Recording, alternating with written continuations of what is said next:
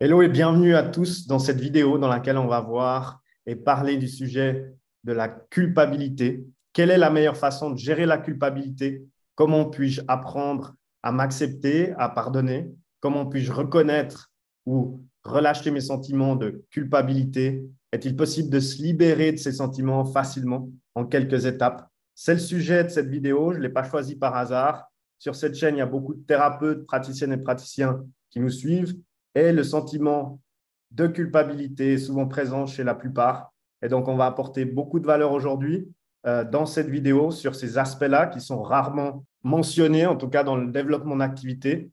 Pour ça, j'ai invité une experte de la culpabilité, en tout cas une passionnée par le sujet, Betty Faust. Et du coup, bienvenue à toi, Betty. Comment vas-tu Merci. aujourd'hui? Bonjour, ça va? Oui, très bien. Excellent, excellent. Donc, Betty, merci de prendre le temps d'apparaître sur cette chaîne, justement, et de nous partager ce que tu fais au quotidien concernant la culpabilité. Je pense que ça va être puissant et je demande vraiment à tout le monde si ce petit monde devant cette vidéo souhaite contribuer à la floraison de ces médecines alternatives, ces approches alternatives, juste de s'abonner en cliquant sur le bouton s'abonner à la chaîne et mettre aussi la petite cloche de notification pour rester informé des nouveaux contenus qu'on va sortir très prochainement. Betty, est-ce que tu peux te présenter à l'audience? Qui es-tu? D'où viens-tu? Quelle est ton activité? D'accord. Je m'appelle Betty Foss et je suis accompagnante en bio-neuroémotion. C'est une méthode que j'ai étudiée à Barcelone et que j'essaie d'amener en France et de la développer ici. Excellent, super. Ça fait combien de temps que tu exerces? Là, ça fait 3 ans que j'exerce et que je connais la méthode il y a 10 ans. Ok, excellent. Excellent. Si on est là, c'est pour parler culpabilité. Et donc, ce que je te propose, c'est juste qu'on commence avec le sujet, en fin de compte. Qu'est-ce que la culpabilité? Comment toi, tu l'as définie? Quelle est ton interaction peut-être avec les personnes également que tu accompagnes au quotidien, etc. Dis-nous en plus, qu'est-ce que toi, tu vois par rapport à la culpabilité pour apporter de la valeur justement aux personnes qui viennent sur cette vidéo et qui veulent en savoir plus sur la culpabilité. La culpabilité, c'est quelque chose que j'ai beaucoup vu avec des patientes ou des clientes, moi je les appelle parce que patient, c'est quelqu'un qui est patient, qui est en veille. Et moi, je préfère parler des clients qui souffrent, si on peut le dire, d'une façon, l'hyperphagie. Et du coup, cette culpabilité de ne pas tenir, de ne pas de manger trop et de ne pas s'écouter soi-même, cette culpabilité, elle est souvent là. J'ai voulu l'analyser et la comprendre. Et la culpabilité, souvent, c'est qu'on pense que c'est la cause. On Mm. sait que quand on ne tient pas à ce qu'on a dit qu'on voudrait faire, on est dans un cercle vicieux. Et on voit ce cercle tourner, mais on peut pas éviter de voir qu'il y a une cause, qu'il y a un début et une fin. Et non, il n'y en a pas un début et une fin. Et souvent, ce qu'on pense, c'est que le début, c'est cette culpabilité. C'est quelque chose qu'on peut voir à l'extérieur en voyant que les autres sont coupables ou qu'on peut le ressentir à l'intérieur en pensant que nous, c'est nous notre culpabilité. Mais souvent, on met la culpabilité à la base et qu'après, ça nous entraîne à ne pas s'écouter parce qu'on se sent coupable de ne pas avoir fait ce qu'on aurait voulu faire. Du coup, la culpabilité, pour moi, ce n'est pas la cause, c'est la conséquence. Et on va le développer peut-être plus tard, mais c'est aussi euh, une méthode pour cacher quelque chose qu'il y a derrière. Super. Donc là, on parle vraiment de peut-être deux niveaux euh, de problématiques liées à la culpabilité. Il y a un niveau de surface et de profondeur. Peut-être que justement, le thème culpabilité est très intéressant. C'est ce qu'on voit, c'est ce qu'on ressent, etc. Mais justement, peut-être tu peux nous en dire un peu plus sur ce qui se cache derrière le sentiment de culpabilité. Et quel est en fait ce mécanisme qui nous donne ça en surface, mais qu'est-ce qu'il y a derrière en fin de compte? Et avant de dire ce qui se cache derrière, parce que je veux l'annoncer et souvent il y a des gens qui disent non, mes clients rapidement, mais non, c'est pas ça. Alors d'abord dire qu'il y a une résistance à voir justement ce qui se cache derrière. Et c'est pour ça que moi, en faisant des accompagnements en bio-neuromotion, j'aide les gens, je donne la main pour aller traverser ce mur qui nous empêche à traverser. Mais là, comme c'est une interview, je le dis directement, ce qui cache la culpabilité, c'est la non-responsabilisation, ne pas vouloir se responsabiliser de ses actes. Ça a une mauvaise presse, en fait, mais si on analyse ça, on verra ça derrière. Une irresponsabilité de nous-mêmes. Intéressant, intéressant. Si on prend le praticien, le thérapeute, la praticienne, et qu'on regarde le sentiment de culpabilité qui arrive dans le développement d'activité, qu'est-ce qu'on voit? On voit généralement que ça arrive à plusieurs niveaux. Peut-être, pourquoi le patient consultant client arrête après 2 séances? Je me sens coupable. Oh, peut-être je n'ai pas mis les choses en place qu'il fallait durant la séance. Et donc, peut-être que la personne n'est pas satisfaite. Et en fait, ça résonne énormément à ce que tu viens de dire par rapport à la responsabilité, n'est-ce pas? Donc, c'est très Oui. intéressant. Est-ce, est-ce que tu veux nous dire un peu plus, il y a le fait de responsabilité et peut-être ce qui se cache derrière en profondeur. En fait, nous, ce n'est pas qu'on ne veut pas se responsabiliser, c'est qu'on on ne se rend pas compte du problème, que le problème, à la base, il est en nous. On pense que le problème, c'est ou le fait de se sentir coupable, ou que l'autre, il est coupable, mais du coup, on ne voit pas que, en fait, c'est une paradoxe. Avec la culpabilité, on cache que la source du problème, il provient de nous-mêmes, mais aussi en faisant ça, on s'interdit d'avoir le pouvoir de résoudre le problème. C'est parce que d'une certaine façon, ça nous intéresse de rester dans la culpabilité pour ne pas prendre cette responsabilité parce qu'on a très peur d'aller regarder ce qu'il y a à l'intérieur. C'est cette peur qui nous empêche d'aller voir. Une fois on la traverse, on peut aller voir. Et pour chaque personne, une chose différente de cacher. Et ça dépend de l'histoire de vie de cette personne, de ce qu'il a vécu, de comment il a vécu. Et du coup, ce qui se cache derrière, c'est très personnel. C'est par rapport à chaque personne. Excellent. On va peut-être donner certains exemples concrets, mais tout d'abord, c'est vrai que ça résonne également ici par rapport au fait de juste être. Et on ne s'autorise pas à être. Et donc, c'est très personnel pourquoi on ne se responsabilise pas. Et c'est vraiment, vraiment lié à ce que tu viens de dire. Et je pense que des activités dans le bien-être qui se développent, c'est vraiment d'aller chercher qui on est réellement et être aligné à ça. Et donc, on ne s'autorise pas, n'est-ce pas? C'est ce que tu viens de dire. Et on ne s'autorise pas. Pourquoi? Ce sentiment de culpabilité, la responsabilité, etc. Donc, c'est un aspect très, très intéressant avec des dimensions différentes et ces freins, ces blocages que l'humain se met sur le chemin juste pour ne pas avancer au niveau de réussite suivant. On le voit tellement souvent avec les centaines de thérapeutes qu'on accompagne. Chaque année, je peux te dire, c'est fréquent que ces freins arrivent, ces blocages arrivent. Donc c'est intéressant. Est-ce qu'avant de prendre des exemples, tu souhaiterais rajouter quelque chose là-dessus? Oui. Oui, parce que tu me parles, il y a des idées qui C'est me parfait. viennent. On ne s'autorise pas à être Voilà. parce on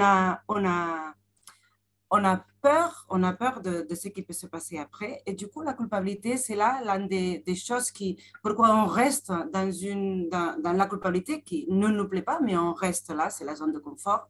C'est une excuse pour ne pas avancer. Mais en même temps, il faut aussi savoir qu'on est dans une culture où la culpabilité elle est à la base en fait, même si les pays en Europe ils ne sont pas chrétiens aujourd'hui, mais ça vient du fond du fonctionnement on est coupable et on reste dans ce sentiment-là à la base qu'on est coupable aussi. En fait, il faut d'un côté se débarrasser de ça. Et une autre raison pour laquelle on ne s'autorise pas d'être, c'est cette peur de ne pas appartenir à la société. Pour nous, pour l'être humain aussi,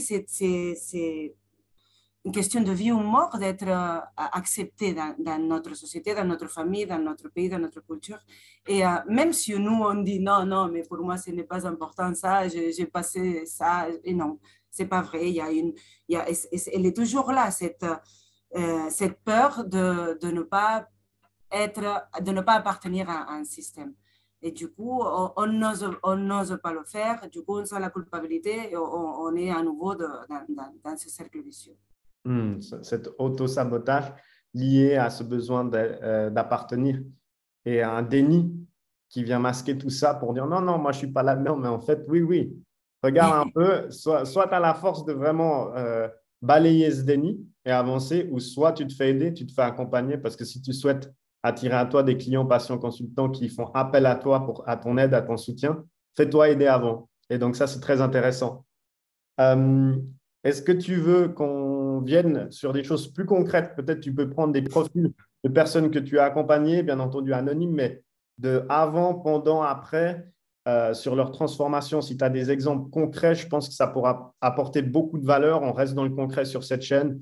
Et volontiers, si tu peux partager tout ça avec nous. Oui, on peut parler d'un exemple d'une crise boulimique ou de manger compulsivement. Et parce que les clientes, elles arrivent rapidement et d'abord, elles se sentent totalement coupables. Je suis en échec, elles se sentent dévalorisées. Mais cette dévalorisation suite à cette culpabilité, et aussi, en fait, elles pensent que c'est ça. Hein? Elles sont dans ce... Souvent, je parle en féminin parce que souvent, c'est des femmes. Hein? Il y en a aussi des hommes, mais souvent, souvent c'est des clientes. Et du coup, ce qu'on essaie de voir, c'est d'aller voir une scène concrète. Par exemple, je me sens coupable parce que ce soir, à nouveau, quand les enfants étaient au lit, par exemple, hein, les enfants étaient au lit, j'étais toute seule et j'ai commencé à manger. Et je n'ai pas pu m'arrêter, j'ouvre le frigo, je repars, je reviens et je n'arrête pas. Et je suis dans ce cercle vicieux et je me sens coupable. Quand on dit je me sens coupable, c'est là qu'on fuit de la responsabilité. C'est beaucoup plus facile de dire je suis coupable ou l'autre il est coupable. Hein, mais bon, aujourd'hui on parle de la culpabilité qu'on ressent nous. On évite de se dire bon, qu'est-ce qui se passe? Pourquoi je ne peux pas m'arrêter? Pourquoi je me lève? Et on oublie aussi le passé, on oublie aussi le futur. Hein. On reste là au présent et on se dit mais pourquoi je me lève à nouveau? Je vais manger si je n'ai plus faim. Pourquoi je mange quand je sens que j'ai mal au ventre? Pourquoi je mange quand je me suis dit que je ne peux pas manger? Qu'est-ce qui se passe? Si on se dit je suis coupable, je fuis de ma responsabilité. Si je sens cette culpabilité, je la dégage, je me centre et je décide, bon, je vais observer qu'est-ce qui se passe. Je vais essayer de prendre ma responsabilité dans mes actes. Et ça fait... notre ego, il ne nous laisse pas entrer et aller observer. Parce qu'on pense que cette culpabilité, on est la super méchante, on est quelqu'un de pas bien, on ne veut pas aller voir ça. Mais quand on ose faire un stop, prendre notre responsabilité de nous regarder, de nous observer, d'observer ce qui se passe autour de nous dans chaque situation. Dans ce cas-là, je me lève, j'ouvre le frigo, on se pose, on observe et on peut voir plein de choses. Et c'est là que chaque client qui va venir, il va voir des choses très différentes. Les raisons pour lesquelles elles vont se lever et vont ouvrir le frigo. Que c'est très différent du fait de je mange et je ne peux pas m'arrêter. Non, ça c'est la surface, c'est ce qu'on voit. Et c'est très bien aussi de se ressentir cette culpabilité parce que ça nous signale là où il y a le problème. Mais le problème, c'est qu'on ne voit pas le vrai problème. On voit, je mange trop, je ne tiens pas à mes promesses. Non, ça nous aide à aller voir chaque personne là où il y a le problème. C'est quoi qui fait que je me lève et je vais manger et que je ne veux pas m'arrêter? C'est quoi que je cache en faisant ces comportements-là? Et c'est là que la culpabilité, c'est aussi un trésor parce que ça nous montre là où il y a le vrai problème. OK, donc une fois qu'il y a ce sentiment de culpabilité, ça met de la lumière qu'il y a quelque chose à travailler, justement, hein, comme tu dis, un trésor. Et donc, d'où la valeur, toute cette conscience, cette éducation à avoir autour de la culpabilité. Et donc, c'est super qu'on soit là, mettre de la lumière là-dessus, parce que ça peut être des forts signaux, indicateurs qu'il y a justement quelque chose pour les personnes qui se sentent coupables au quotidien. Je ne sais pas ce que tu préfères, un exemple de plus concret ou peut-être nous délivrer des étapes concrètes, des outils concrets pour se débarrasser de la culpabilité. Oui, les exemples, ce n'est pas la peine d'entrer dans chacun, mais oui, les citer. Par exemple, on peut se sentir coupable par des choses qui viennent du passé, par des actes qu'on a faits et qui reviennent souvent parce qu'on ne s'est pas pardonné, qui sont là. Là, c'est aussi une très belle occasion de s'arrêter. Et du coup, on ne travaille pas dans le présent, mais oui, on travaille dans le présent dans le sens que c'est une espèce de pensée qui nous harcèle. On peut s'arrêter, on peut réviser cet acte qu'on a fait souvent, hein, ou cette pensée qu'on a eue du passé, et la revivre comme si elle était au présent. Ça aussi, ça nous aide à se libérer de cette sensation de culpabilité. Et aussi des actes qu'on fait au quotidien ou des pensées ou des croyances qu'on a de nous. Par exemple, je me sens coupable quand je gronde mon fils, je me sens coupable de la façon d'un problème en couple ou dans mon travail. Tous ces sentiments de culpabilité qu'on a au présent, c'est une très belle occasion de s'arrêter et faire les pas que je propose pour se libérer de la culpabilité. Excellent, super. Je pense que c'est devenu assez clair. Il y a plein de culpabilités différentes avec des signaux différents et des origines différentes. Et donc, c'est un thème vaste. Et je pense que justement, le signal concret d'être coupable, ça rajoute beaucoup de choses. Est-ce qu'on pourrait venir sur du concret, sur les 3 étapes justement, pour se transformer, se débarrasser et puis avoir justement se dérouler beaucoup plus précis sur les 3 différentes étapes simples pour se débarrasser de la culpabilité. Malgré qu'on ait déjà cité certaines choses, je pense que là, avec une petite structure, ça puisse vraiment être concret et que les gens repartent avec quelque chose de concret. Oui. Les étapes elles sont très simples. Il faut tout simplement avoir entendu ce préambule des étapes Voilà. où on dit qu'en fait, il y a une résistance et il faut la traverser, c'est tout. Une fois on accepte qu'il y a cette résistance, on la traverse et la première étape, c'est prendre sa responsabilité sans jugement. C'est si simple et si difficile en même temps. On se dit oui, mais justement, tu me dis à les clients, il me dit justement, tu me dis de prendre ma responsabilité, mais je viens pour ça, je n'y arrive pas. Et là, ma question, c'est justement que ça c'est une excuse, c'est un victimisme. J'y vais franco, hein, parce que sinon, et c'est ça qui nous empêche justement de prendre la responsabilité. Mais ça va beaucoup plus loin que le fait, ce n'est pas un effet de volonté ou d'effort. Oui, c'est une notion d'effort et de volonté, mais ce n'est pas un effort de suivre une norme que je m'impose. L'effort et la volonté, c'est d'aller s'écouter, se regarder soi-même, traverser cette barrière. C'est là où il y a la volonté et l'effort. On traverse cette barrière et c'est une façon de se responsabiliser de nous-mêmes, de nos actes. Et comment y arriver, cette première étape, comment se responsabiliser, c'est en faisant ce qu'on vient de faire avec la scène du frigo, analyser une scène très concrète de notre vie où nous nous sentons coupables. En fait, enlever toutes les argumentations, enlever toutes les culpabilités, enlever tout ce qui nous éloigne d'aller regarder soi-même, mais ne pas le faire dans l'idée de ce qui se passe, parce que sinon on se perd dans le mental. Ce que je propose pour se responsabiliser, c'est de s'arrêter et analyser une scène très concrète. Hier soir, quand j'étais devant le frigo, chaque matin, quand je gronde mon fils au lieu de lui parler positivement, ou dans la scène concrète, l'analyser, enlever la culpabilité et prendre conscience de la vraie raison qui nous pousse à faire ce qui nous rend coupables, qui nous fait nous sentir coupables. Voir à la base qu'est-ce qui se passe avant. Ça, pour moi, c'est la première étape, la seule étape. Ok, super. Il y en a Dis-moi. 3. Je continue avec le deuxième et troisième. Volontiers, oui. La suite. D'accord. La deuxième étape, c'est se pardonner à chaque fois qu'on n'arrive pas à faire la première étape. Parce que c'est ça aussi, on rentre dans la culpabilité comme ça. Ah non, mais j'ai pas réussi, c'est bon. Et là, on se sent à nouveau coupable, on tombe dans le victimisme. La deuxième étape, elle est encore beaucoup plus importante que la première. La première, elle est élaborée, c'est là où on se dit, on fait le travail. Mais la deuxième, elle est essentielle. Se pardonner à chaque fois qu'on n'y arrive pas. Parce que sinon, on s'arrête et on n'essaye pas à nouveau. Et, et la troisième étape, c'est essayer à nouveau. C'est tout simple. Passer à l'action, se responsabiliser, se pardonner quand on n'y arrive pas, recommencer. C'est tout Voilà. simple. Parfois, les solutions les plus puissantes se trouvent dans les choses simples. Enfin, parfois, mais c'est souvent le cas, on va chercher trop loin.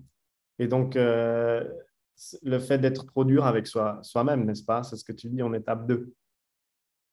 On le voit tout le temps, on le voit tout le temps pour tout. Et en fait, ça nous bloque parce que le fait d'être trop dur avec soi-même, bah, on n'arrive pas à travailler sur cette première étape. Et donc, on arrête, on stoppe justement les choses qu'on est en train de faire. Donc, moi, je le vois dans le développement d'activité, quand on est trop dur avec soi-même, bah, logiquement, on stoppe. Mais en fin de compte, si on est plein de gratitude, on n'est pas trop dur avec soi-même, bah, on continue. Notre motivation, notre énergie, elle continue. Et donc, là, c'est exactement le parallèle que tu viens de faire au niveau du bien-être, mieux-être. Et donc, je pense que ça va apporter beaucoup de valeur à l'audience. Est-ce que tu as quelque chose à rajouter sur la culpabilité avant qu'on clôture ce contenu? Oui, que la culpabilité, elle sera toujours là. et que, et qu'il faut l'accepter. Et qu'il ne faut pas la refuser. Sinon, qu'il faut faire qu'elle déclenche une alarme qui nous dise, ah, d'accord, je me sens à nouveau coupable. Qu'est-ce qui se passe? Je commence, première étape, deuxième étape, troisième étape. De faire Excellent. que la culpabilité devienne notre ami, en fait, un peu. Excellent. Donc, l'utiliser comme signal de OK, il y a quelque chose à travailler. Ça, c'est vraiment top. Et je pense de finir sur cette phrase, ça peut aussi amener beaucoup de clarté et de valeur aux personnes. Betty, où est-ce qu'on peut te retrouver? Quel est ton site internet pour les personnes qui ont justement cette culpabilité au quotidien ou autre? Où est-ce qu'on peut te contacter? Moi, j'ai un site internet, bettyfoss.com. Et là, il y a aussi mon numéro de téléphone, il y a toutes les explications. Et sinon, je le fais à distance, mais sinon, je suis aussi au sud de la France où j'ai mon cabinet à Prada, un petit village tout tranquille au commencement des Pyrénées. Excellent. Du coup, on mettra ce lien sur cette vidéo ou en commentaire. Merci d'avoir pris le temps de donner de la valeur sur ce thème passionnant qui, bien entendu, peut être encore plus élaboré, mais là, on a touché des choses essentielles pour que les gens repartent avec assez de valeur. Donc, merci pour ça. Pour les personnes qui nous regardent, pour nous supporter, votre soutien, juste s'abonner en cliquant sur le bouton s'abonner, la petite clochette de notification. Partagez ce contenu s'il y a d'autres personnes que vous connaissez qui ont ce sentiment de culpabilité, des thérapeutes, praticiennes ou praticiens ou non. C'est toujours bien de faire évoluer ces contenus parce que ça développe cette conscience que tout le monde a besoin pour faire fleurir ces médecines alternatives. Donc, merci à tout le monde. Merci à toi, Betty. Et on se retrouve très vite. Merci à toi, Morgane.